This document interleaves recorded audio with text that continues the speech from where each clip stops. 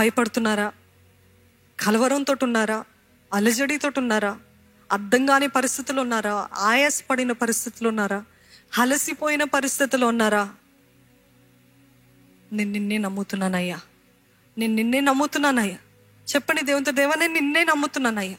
ఈ అలసిన పరిస్థితులు, ఈ బాధ పరిస్థితులు, ఈ భయ పరిస్థితులు, ఈ యాంగ్జైటీ, ఓవర్ థింకింగ్ ఎప్పుడు వస్తుంది అంటే ఎవరైతే దేవుని ఎక్కువగా నమ్మని వారికి వస్తుంది. అతిగా ఆలోచనలు ఎప్పుడు వస్తాయి? అతిగా దేవుని పైన ఆధారపడని వారికి వస్తుంది. ఓవర్ థింకింగ్ నా జబ్బు అండి కాదు. మీరు అంగీకరించారు, యూ హ్యావ్ యాక్సెప్టెడ్ ఇది నేను ఇంతే అని. No, you have to resist it. దాన్ని ఎదిరించి నేను ఓవర్ థింక్ చెయ్యను. నేను నమ్ముకున్న దేవుడు సమర్థుడు. My God is able. If you believe that God is able, say hallelujah. నా దేవుడు సమర్థుడు, నా దేవుడు చేయగలుగుతాడు. ఈ దేవుడు ఎదురు చూస్తున్నాడు అండి. ఆ విశ్వాసపు గుంపులో మీరు ఉంటారా? మీ జీవితంలో ఫినాన్షియల్గా మీరు అడగనిపోయిన స్థితిలో ఉన్నారేమో, అప్పుల సమస్యల్లో బాధపడుతున్నారేమో, పూట ఖర్చు ఎలాగా అని చింతిస్తున్నారేమో, నిరీక్షణ లేని పరిస్థితిలో ఉన్నారేమో. దేవుని సన్నిధిలో మీరు ఎటువంటి పరిస్థితిలో ఉన్నా దేవుడు, గాడ్ కెన్ కమ్ త్రూ. నమ్ముతున్నారండి? దూసుకొని వచ్చి మీ జీవితంలో కార్యము చేయగలిగిన దేవుడు ఎప్పుడు అంటే నమ్మిక ఉంచిన వారికి మాత్రమే. ఈరోజు అప్పులేంటి, కుటుంబం ఏంటి, సడన్గా నాకు నా అపార్ట్మెంట్ ఖాళీ చేసి వెళ్ళిపోమంటున్నారండి. అర్థం కాని పరిస్థితుల్లో ఉన్నా, ఎన్నో సంవత్సరాల నుండి ఒక్క పర్టికులర్ జాబ్ కోసం వెతుకుతారు, అన్నీ వస్తున్నాయి కానీ అది మట్టుకి రావట్లేదు. That is the time to trust God. అట్లాంటి సమయాల్లో ఇంకా దేవుని పైన ఆధారపడాలండి. ఈ అప్పులు, ఈ బాధలు, ఇవన్నీ కూడా మనము దేవుని వైపు ఎత్తి, దేవా నేను నమ్ముకొని ఉన్నానయ్యా. ఈ బైబిల్ అంతా చూసినప్పుడు అండి, హాగరు కూడా అడిగంటిపోయిన స్థితిలో, ఇంకా చచ్చిపోతాను, నా కుమారుడు చావు, నా ఇంకా మేము పొందుకుంటాం, ఈ చావు పొందుకుంటామంటే ఎల్రోయి చూచుచున్న దేవుడు వారి దగ్గరికి వచ్చి సహాయం చేయలేదా? చేశాడా? చేయలేదండి? చేశాడు. ఈరోజు మీ దేవుడు ఎల్రోయి అని నమ్ముతున్న వారు ఉన్నారా? He is a God who seize everything. నేను ఒకటి చెప్తానండి, ఎవరైతే ఎక్కువగా దేవునికి సమీపంగా ఉంటారో, ఎవరైతే ఎక్కువ దేవునికి భక్తి పరులు ఉంటారో, నిష్టను పాటిస్తూ ఎంతో ప్రేమించే వారికి ఇంకా ఎక్కువ దెబ్బలు తగులుతాయి. ఆ దెబ్బలైనా పర్వాలేదయ్యా, నేను నీతోటే ఉంటాను అన్నవారు ఉండి చేతులెత్తి హల్లెలూయా చెప్తారండి. అది సత్యము. చాలా మంది అంటూ ఉంటారు, అది I believe it is a wrong doctrine where you say if you are close to God you will be blessed, you will have no problems, you will always be joyful. మీకు ఎటువంటి బాధ ఉండదు, ఎటువంటి వేదన ఉండదు అంటే నేను అనుభవపూర్వకంగా చెప్పగలుగుతాను. ఎప్పుడైతే ఎక్కువ దేవునికి దగ్గర అవుతామో ఎక్కువ కన్నీళ్ళు, ఎక్కువ బాధ, ఎక్కువ శోధనలు, ఎక్కువ పోరాటాలు, ఎక్కువ నిందలు, ఎక్కువ అవమానాలు. ఈరోజు ఎంతకైనా నేను తెగిస్తానయ్యా, కానీ నాకు నువ్వు కావాలి అన్న విశ్వాసము, నమ్మకస్తులు ఉన్నారా? నాకు ఎంత బాధ అయినా పర్వాలేదయ్యా, నాకు నువ్వు కావాలయ్యా. నాకు ఎన్ని పోరాటాలైనా పర్వాలేదయ్యా, నాకు నువ్వు కావాలయ్యా, నిన్నే నమ్ముకొని ఉన్నానయ్యా. ఎన్ని శోధనలైనా పర్వాలేదయ్యా, నాకు నువ్వు కావాలయ్యా అని చెప్పగలిగిన వారు ఉన్నారా? ఈరోజు ప్రేమించే వారికి ఎక్కువ దెబ్బలు తగులుతాయండి. ప్రేమించే వారు ఎక్కువ గాయపడుతుంటారు. ప్రేమించే వారికి ఎక్కువ ఎదురు దెబ్బలు తగులుతుంటాయి. ప్రేమించే వారికే. లూక్వామ్ క్రిస్టియన్స్కి అస్సలు దెబ్బలు తగలవు, అస్సలు బాధలు కలగవు. వారంతా యథావిధిగా చక్కగా బ్రతుకుతూ ఉంటారు, హ్యాపీగా ఉంటారు. Christians should always be happy. Christians are always happy. No, it is a lie. Christians are not always happy. Christians are the most suffered people in the world. నమ్ముతున్నారా? ఎంత శ్రమలు గుండా వీళ్ళు వెళ్తూ ఉంటారో ఎవరికి తెలీదు. కానీ ఆ శ్రమల్లో ఆనందం ఏంటిదంటే, ఈరోజు నేను శ్రమ అనుభవిస్తున్నాను కానీ ఆ రోజు వస్తుంది, నేను గంతులు వేసి ఉల్లసించి ఉత్సహించి ఆయనయందు నేను ఆనందించే రోజులు వస్తున్నాయి. ఆ నిరీక్షణతో ప్రతిరోజు శ్రమ అయిన బాధ అయినా అనుభవిస్తుంటారండి. పౌలు భక్తుడు అంటాడు కదా, కరువు అయినా, ఖడ్గమైన, ఉపద్రవమైన, అధికారులైన, హింసలైన ఏది ఎదురైనా నీ ప్రేమ నుండి నన్ను ఏది ఎడబాపలేదయ్యా. ఈరోజు పౌలు భక్తులు వంటి వారికి ఎన్ని శ్రమలు వచ్చినాయండి. ఎందుకంటే the more you're close to God, the more you'll feel sorrow, the more you feel hurt, the more you are wounded, the more ఎక్కువ శోధనలు ఎక్కువ అయిపోతూ ఉంటాయి. కానీ ఆయనను నా విమోచకుడు సజీవుడు, నేను ఆయన నా కనులారా చూస్తాను. My redeemer lives, my redeemer lives, I know whom I put my trust in. నేను నమ్మిన వాని నేను ఎరుగుదును.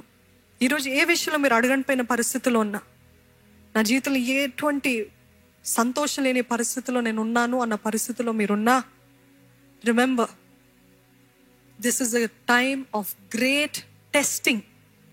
గొప్ప పరీక్ష దేవుడు మీకు ఇచ్చాడండి. ఈ గొప్ప పరీక్ష, ఈ లోన్స్ ఏంటి, ఒకటి తర్వాత ఒకటి నన్ను దాడి చేస్తూనే ఉన్నాయి అన్నవారు ఉన్నారు కదా. అసలు నెమ్మది లేదు. ఇది కోయిన్సిడెంటలా? No, it's not coincidental. It is very strategic plan of the enemy to destroy you. మిమ్మల్ని నాశనం చేయడానికి ప్రతిదీ తూచి అంతా కూడా రాసుకొని ఒక ఆర్డర్ ప్రకారంగా అపవాది వెళ్తున్నాడు.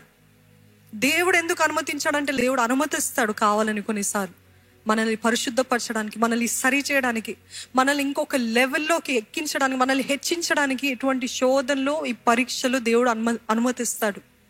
I know many of you are here in a great testing. గొప్ప పరీక్ష సమయంలో ఉన్నారు. నాకు అర్థం కావట్లేదు. ప్రతి క్రైస్తవుడు, నిజమైన క్రైస్తవుడు, వెంబడించే క్రైస్తవు, యేసయ్యని ప్రేమించే క్రైస్తవుడు చెప్పే మాట ఏంటి తెలుసా?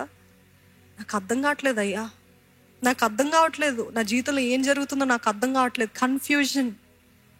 ఈ వివాహంలో ఉండాలా వద్దా, నా జీవితంలో ముందుకు వెళ్ళాలా వద్దా, అంతా సడన్గా శూన్యమైపోయిన పరిస్థితిలో, సడన్గా అన్ని కుప్పకూలిపోయిన పరిస్థితిలో, నా బాధ తీరని బాధ, నా వేదన తీరని వేదన, నాకు నెమ్మది లేదు, నాకు అర్థం కావట్లేదు, నన్ను చంపే, మోషే అన్నట్టు నన్ను చంపే అనే మాటలు చాలా మంది క్రైస్తవులు అంటూనే ఉంటారండి.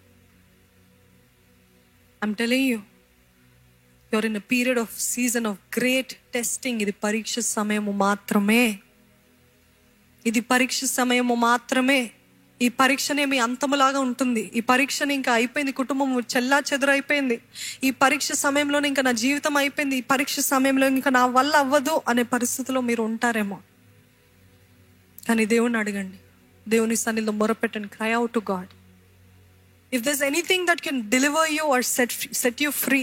నా జీవితంలో అనుభవపూర్వకంగా చెప్తానండి, ఎప్పుడైనా ఇట్లాంటి తీరని వేదనలు, బాధలు అందరికీ కనపడేలాగా గ్లామరస్గా ఉండొచ్చు కదా ఈ పరిచర్య ఇదంతా, కానీ ఎప్పుడు చెప్తూ ఉంటాను, నా జీవితం అంతం వరకు కూడా అదే చెప్తూ ఉంటాను, ఏంటంటే ఇది ఒక గొప్ప యుద్ధము.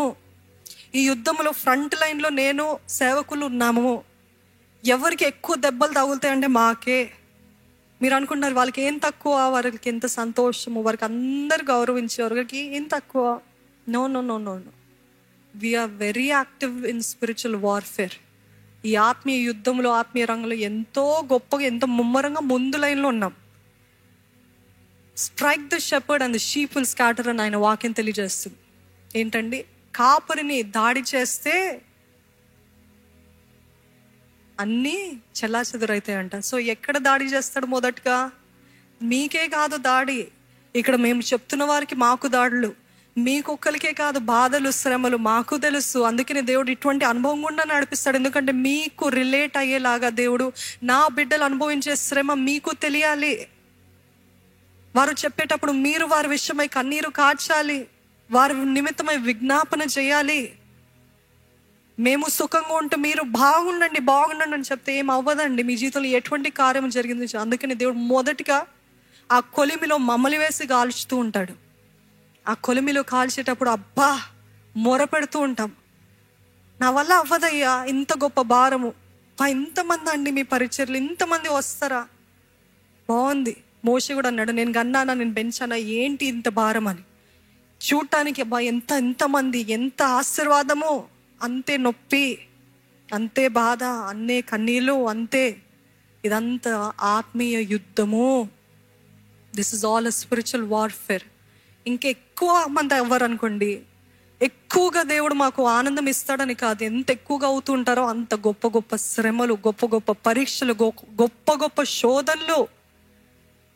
ఇంక ఎట్లాంటి సిచ్యువేషన్కి వచ్చేస్తామంటే, నువ్వు ఏదైనా చేసుకో అయ్యా, ఎట్లా అయిపోయిందంటే ఇంకా తగలాల్సిన దెబ్బలన్నీ తగిలినాయి అయ్యా, ఇంక నువ్వు ఏమైనా చేసుకో, ఇంక నాకు ఏ భయము లేదు. అట్లాంటి సిచ్యువేషన్ వరకు వచ్చే వరకు దేవుడు మిమ్మల్ని నడిపిస్తాడు.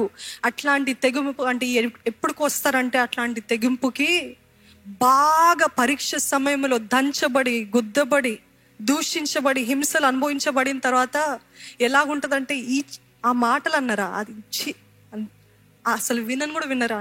అంటే నేను అనుభవించిన ఈ నొప్పి ముందు అదెంత, నేను అనుభవించిన ఈ శ్రమ ముందు అదెంత, నేను అనుభవించిన ఈ బాధ ముందు అదెంత అని.